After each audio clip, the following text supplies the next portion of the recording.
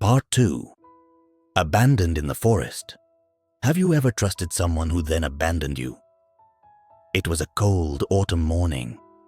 Hans sat at the table, worried because the harvest had been poor. There wasn't enough money or food. Gerda sat next to him and took his hand.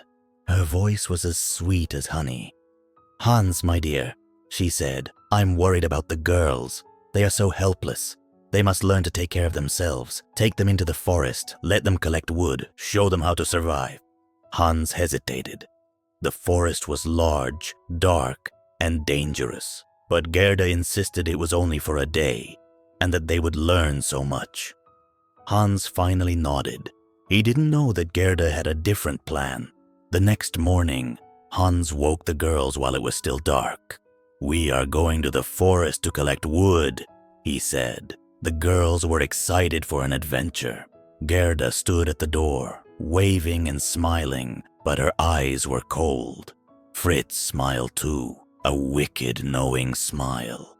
Anna felt something strange in her stomach, but she followed her father.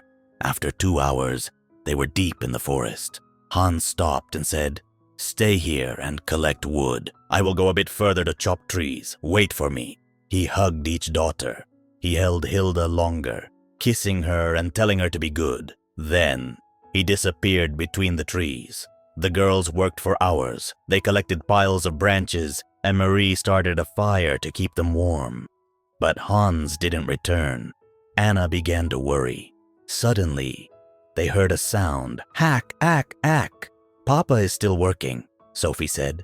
"He'll be here soon." But the sound was too regular. Anna went to investigate. She followed the noise and found an axe hanging from a tree, tied to a rope. The wind moved the branch, causing the axe to hit the tree. Hack, hack, hack. It was a trap. A deception. Their father wasn't there. Anna trembled. She realized Gerda had convinced her father to leave them there. She wiped away her tears. She had to be strong for her sisters. She returned and explained the truth. The girls were terrified. "What do we do now?"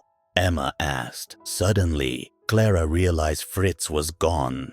He had never really come with them.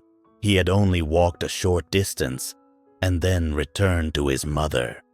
The girls were truly alone. As night fell, Anna took Hilda on her back and they walked through the dark forest. They were exhausted and scared, but then Sophie saw a light in the distance. They followed it, hoping for help, unaware that the light came from a cottage where someone dangerous lived.